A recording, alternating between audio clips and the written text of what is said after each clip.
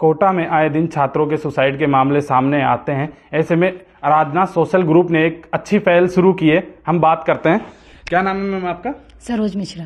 Ma'am, किस तरह से आप समस्या में समाधान किस तरह से निकाल रहे, किस तरह से बच्चों से मिल रहे हैं, आपने शुरू किया है?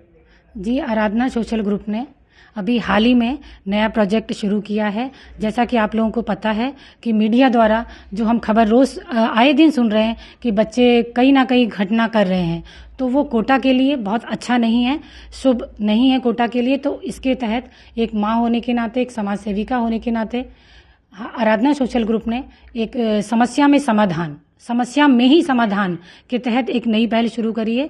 इस पहल का उद्देश्य ये है कि हम बच्चों से डायरेक्टली कांटेक्ट करेंगे। उन्हें ये दिखाना चाह रहे हैं कि बच्चे, हम आपके साथ हैं। आप बाहर से आए हुए हैं, लेकिन एक कोटा की शाख है कोचिंग संस्थान, तो हम कोचिंग संस्थान वालों से, बच्चों से एक इंटरकनेक्टेड होना चाहते हैं, जिससे हमारे बच्चे कोटा में आकर अपने माँ बाप का तो नाम रोशन करेंगे ही सही, साथ में कोटा का नाम खराब होने से बचाएंगे और कोटा की एक नई शोहरत और नया नाम जो मिला है शिक्षा नगरी के रूप में, वो हमेशा बनी रहेगी। इसी के लिए हमारी संस्था ने पूरे साल भर के लिए इस प्रोजेक्ट को लिया है और हफ्ते में, 15 दिन में, महीने में, जैसे भी समय मिलता जाएगा, लगातार हमारी संस्था हर हॉस्टल को कवर करेगी और हर हॉस्टल तक जाके हमारा अभी पहला प्रयास था। इस प्रयास में हमें ये अनुभव हुआ कि बच्चे हमसे मिलकर बहुत प्रसन्न हुए और बच्चों को ऐसा लगा कि हाँ, सचमुच किसी की ज़रूरत होती है बच्चों को, क्योंकि वो इस उम्र के होते हैं, इतने कोमल होते हैं कि बाहर का इन्वायरमेंट, कई बार क्या होता है कि खाना अच्छा नहीं मिल रहा, कई बार होता है कि सिर दुख रहा है, नींद नहीं आ रही, पढ़ाई का स्ट्रेस है, बाहर और भी बहुत सी चीज़ें होती हैं जो स्ट्रेस लेने के लिए कम नहीं है। और स्ट्रेस, आप समझ सकते हैं कि स्ट्रेस बड़ों को भी होता है, छोटों को भी होता है, लेकिन अगर बच्चों के कोमल हृदय पर, कोमल मस्तिष्क पर अगर ये स्ट्रेस होता है तो उनको पढ़ाई में सबसे पहले बाधा आती है। फिर वो अगर नंबर कम लेकर आते हैं तो उनको लगता है कि मैं नंबर कम क्यों लेकर आ रहा हूँ, लेकिन वो इसका समाधान नहीं ढूंढ पा रहे हैं। इसीलिए हमने एक पहल शुरू की है कि हम बच्चों से मिलें, जानें कि उन्हें ऐसा अगर होता है, कभी कुछ भी कमी लगती है, तो वो हमसे मिलें, हमारा नंबर ले सकते हैं, हमसे बात कर सकते हैं। As a mother, as a society member, जो भी वो समझ सकते हैं हमें, एज ए गार्जियन हम उनकी मदद करेंगे। जिस भी हाल में होंगे हम उनकी मदद करेंगे। इसके लिए हमारी ये पहल है। तो मैम, इस पहल में आप जा रहे हैं जागरूकता के लिए, तो बच्चों से जैसे आप मिलते हैं तो कुछ बच्चों से इसमें बातचीत होती है, तो बच्चे क्या अपना दुख रखते हैं कि किस तरह से वो डिप्रेस होकर इतना बड़ा कदम उठा लेते हैं? आए दिन ऐसी घटनाएं सामने अभी हमारा पहला प्रयास है और हम डिप्रेशन शब्द का इस्तेमाल या किसी भी घातक शब्द का इस्तेमाल बच्चों के बीच में नहीं रखना चाहते, क्योंकि मैं एक मदर हूँ, मेरा बेटा भी बाहर है। उसी दुख को समझते हुए मैंने इन बच्चों को, ये समझ लीजिए कि अब हम इन बच्चों को ही गोद ले रहे हैं। कोटा के जितने भी बच्चे हैं उनको as a mother, as a संस्था, हम पूरे बच्चों को अपना बच्चा समझ करके और पूरे संस्था मेंबर, जहाँ जहाँ जितने भी मेंबर जा सकते हैं, बच्चों के बीच में अपना बर्थडे सेलिब्रेट करेंगे, बच्चों से डायरेक्ट बातचीत करेंगे, बच्चों के लिए एक मेडिटेशन की व्यवस्था करेंगे, जो कि अभी हम लेकर गए थे बच्चों के बीच में।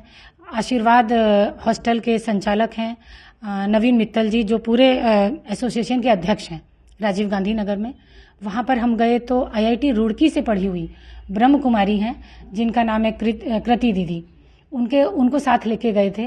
उन्होंने बच्चों को इतना अच्छे तरीके से मेडिटेशन का महत्व, मेडिटेशन क्या है, क्योंकि वो स्वयं पढ़ी लिखी हैं, इतनी ऊंचाइयों तक जाने के बाद अगर कोई समाज सेवा में अपना समय दे रहा है तो ये उनकी बहुत बहुत बड़ी उपलब्धि है। तो पढ़ाई का महत्व कितना ज़रूरी है, इस चीज़ को उन्होंने समझाया, बच्चों को वो चीज़ समझ में आई। सबसे बड़ा प्लस पॉइंट हमारा ये है कि हमारा पहला कदम और सराहनीय इसलिए रहा कि बच्चे खुश हुए हमसे मिलकर, तो आगे भी ये प्रयास हमारा लगातार पूरे साल चलेगा। मैम, आप वहाँ गई तो क्या बाहर के भी बच्चे थे उसमें, जैसे यूपी, बिहार, कहीं बाहर के भी जो बच्चे होते हैं वो भी बच्चे थे, उनसे बात हुई मैम आपकी बाहर वाले बच्चों से? उनका क्या आप गई? अब देखिए, बच्चों में चाहे कुछ भी हो, यूपी का है या बिहार का है या असम का है या बंगाल का है तो टोटल हिंदुस्तान।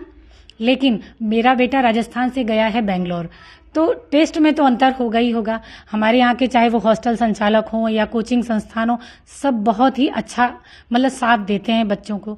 कोई भी कोचिंग संस्थान खराब नहीं है, कोई भी हॉस्टल संचालक खराब नहीं है, पूरा ध्यान रखता है। बट फिर भी एक माँ के हाथ का खाना जो होता है वो बच्चों को जब स्वाद ही नहीं मिलता ना तो दिमाग काम करना कम कर देता है। तो स्वाद से भी इसका रिश्ता है। बच्चों को लगता है कि स्वाद नहीं मिल रहा है तो ये शिकायतें आपको हर जगह मिलेंगी। इस चीज़ पर भी हमारी एक डिबेट है कि बच्चों ये चीज़ तो आपको मानना पड़ेगा कि माँ का हाथ तो माँ का ही होता है। ये जो बन रहा है खाना ये यहाँ के लोगों द्वारा या हॉस्टल में जो मैस संचालक मैस का काम कर रहे हैं उनके द्वारा है। और राजस्थान के पानी का है, कोटा के पानी का स्वाद है, कुछ मिर्च मसाले का स्वाद है, तो थोड़ा चेंज तो होगा। तो इसमें समझौता बच्चों को ही करना पड़ेगा। थोड़ा ये चीज़ बच्चों को भी कोऑपरेट करनी पड़ेगी कि ये चीज़ तो होगी। और जो है इस चीज़ के लिए कि वो तनाव रहित रहें और पूरे एंजॉयमेंट के साथ पढ़ाई करें, इसके लिए कोचिंग संस्थान भी काम कर रहे हैं। मैं किसी भी कोचिंग संस्थान के लिए नहीं शिकायत कर सकती क्योंकि मैं देख रही हूँ मेरे बच्चे भी कोचिंग में पढ़े हैं। हाँ, लेकिन कोचिंग संस्थान के साथ साथ सामाजिक संस्थाओं का भी दायित्व है, आस पड़ोसियों का भी दायित्व है, जो भी मकान मालिक हैं उनका भी दायित्व है। हम सब मिलकर अगर कोटा की साख को अच्छा बना के रखना चाहते हैं तो हमें एक कदम उठाना चाहिए। और मैं तो कहती हूँ सबको मिलकर उठाना चाहिए। और जो भी संस्था अगर हमारे साथ मिलकर के भी ये काम करना चाहती है तो हम उसका भी स्वागत करते हैं, वो भी हमारे साथ आगे आए और हम सब मिलकर कोटा शहर के सभी बच्चों को अपनाते हैं और उनको एक हंसमुख और एक अच्छा माहौल प्रदान करते हैं। ऐसे में आराधना सोशल ग्रुप ने एक ये अच्छी पहल शुरू की है। वहीं दूसरी तरफ प्रशासन और सरकार गाइडलाइनें जारी करती है पर उस धरातल पे कोई काम होता नहीं है। गाइडलाइन मुख्यमंत्री अशोक गहलोत जी ने कुछ दिन पहले गाइडलाइन भी जारी की है पर उसके बाद भी सुसाइड के मामले थमने का नाम नहीं ले रहे हैं। ऐसे में जो एनजीओ हैं इनकी एक ये पहल है, इससे बच्चों को काफ़ी फायदा मिलेगा। राजस्थान तक के लिए कोटा से चेतन गुजर।